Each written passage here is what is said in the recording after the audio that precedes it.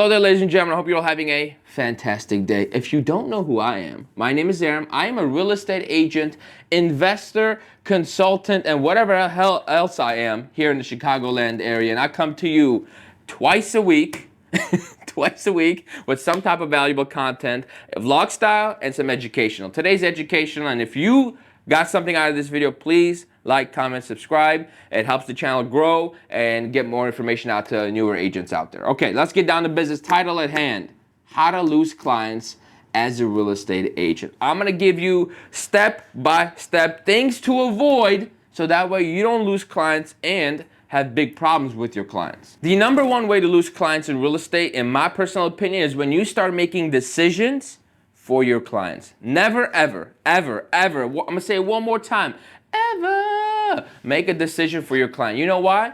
Because once you make a decision for your client, no matter how great they are, how nice they are, you're opening yourself up to be judged, okay? To be criticized. Because you know what? If that decision goes left, guess who's to blame? You. You made the decision. So now the client's mad at you even though they have no right to. They asked you for advice and then they went with the decision that you made. I'll give you a story. This one time a client came to me and said, Aram, I love this house. My kids love this house. Do everything you can to get me this house. I said, sir, you came to the right person. This is what we need to do. He's like, I don't care what it is. You make the decision. Just get me the house. So I got him the house. Only 10 grand over asking, actually. It wasn't even that bad of a situation. He called me back a day later and go, Aram, I'm a little disappointed in you. I'm like, what? You got the house. How can you be disappointed? He was like, I don't think we negotiated enough. I think you gave him everything they wanted just to get the deal. My mind exploding. I'm like, how is this happening to me? So long story short, I'm like, you know what, man? I apologize. Maybe I made the wrong call. Again, always take responsibility. And I was like, why don't we just back out of the deal? We are within our time to do so. So we back out of the deal. 2 weeks later, he realizes what a fantastic situation that property was, that he absolutely loved it. He wasn't gonna find anything better for that price.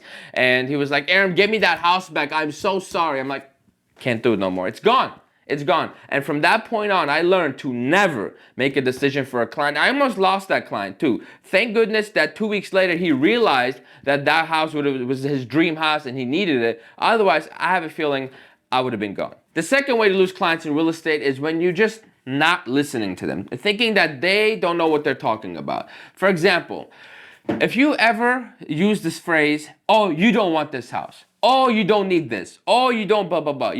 Well, you don't know what they don't know, right? Or they don't want, whatever. I caught myself doing this a few times, right? Someone falls in love with the house. I'm like, oh, you don't want this piece of shit.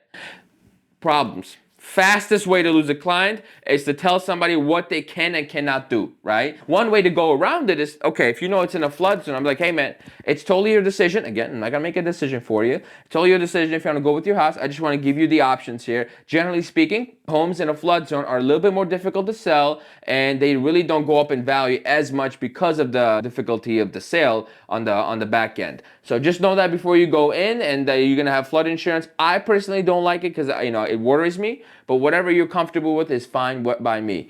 And you just lay to them that way is so much better than just completely ignoring their thoughts, their feelings, saying, oh, you don't want this house. Boom. So explain things to your clients. Third way to lose a client is when you don't set expectations up front. What does this even mean?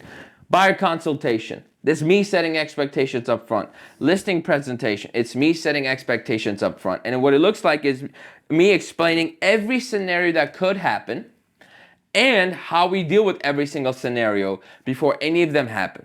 So when I'm going through my buyer consultation, I'll tell them, look, we have 5 days to cancel for any reason. So if you find another house you like, or if you change your mind, if you realize you're getting cold feet, let me know, no problem. If at the inspection, know that we can't ask for them to fix, doorknobs and things like this, that's a little ridiculous. Wouldn't you agree? And they obviously agree because that is absolutely ridiculous, right?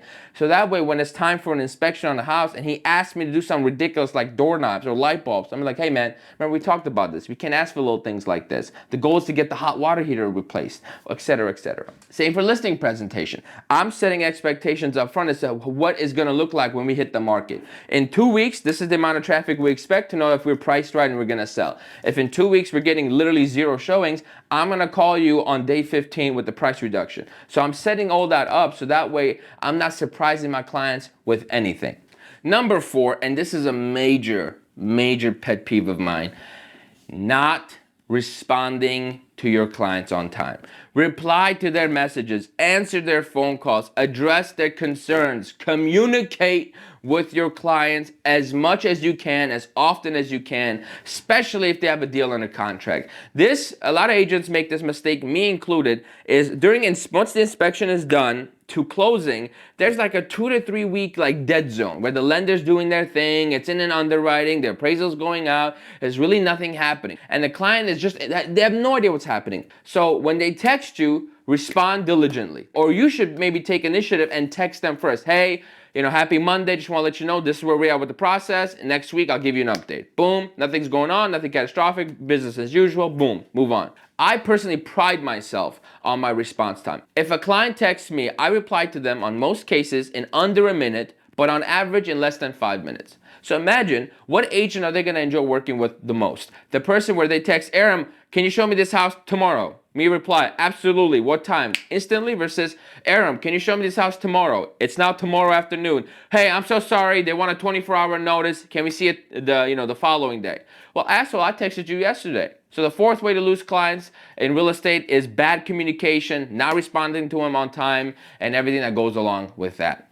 And the fifth way you're going to lose clients in real estate, and there's a lot that goes into this fifth one, simply being unprofessional. What does this mean? Unprofessional means that you are dressed like garbage. You maybe smell bad. You have not spent the time to educate yourself in your profession, so you cannot answer your clients' questions right away. Now, if you're a brand new agent, that's completely understandable. That's fine. But a year or 2 years in, you should know the answer to majority of the questions your clients are going to be asking. So you have to be a professional in that regard. And one thing that a lot of real estate agents do that I think is very unprofessional is they get emotional. They put their egos and emotions all up in the deal and then mess up a transaction. Like you're negotiating and you hit them with a low ball, and instead of doing what's best for their client, they want to get emotional and they get mad, they get irritated. That is unprofessional, okay? You gotta be, boom, top tier. You gotta educate yourself, you gotta dress well, you gotta please smell good, make sure your hair is done right. Educate yourself in your craft so you truly, a master at what you do. And of course, finally, take the emotions out of it, because that's how you're going to lose clients. If a client messages you, hey, we've decided to take a break, and you've been helping him for a year, don't get emotional and be like, oh, thank you for wasting my time. No, be like, you know what? Totally understand. Let me know when you want to get back into it. You will keep clients a lot longer and get more clients that way than you will by being an emotional little crybaby that doesn't do everything the right way. So that being said, those are the 5 ways you can lose clients in real estate. So please avoid making these little mistakes, and you're gonna go a lot further than you can imagine. If you enjoyed this video, please like, comment, subscribe. Now I gotta get on that Patreon call because it's a Thursday. If you don't know what that is, the link is in the description. It's the best deal on the internet. For $10 a month. A month, not a week, a month. You get on a weekly call with me. It's a Zoom call, and you can ask me anything you want. It's basically a coaching call, which is $150, but you get it for $10. That's it. So I would do it. Links are below in the description. Like, comment, subscribe.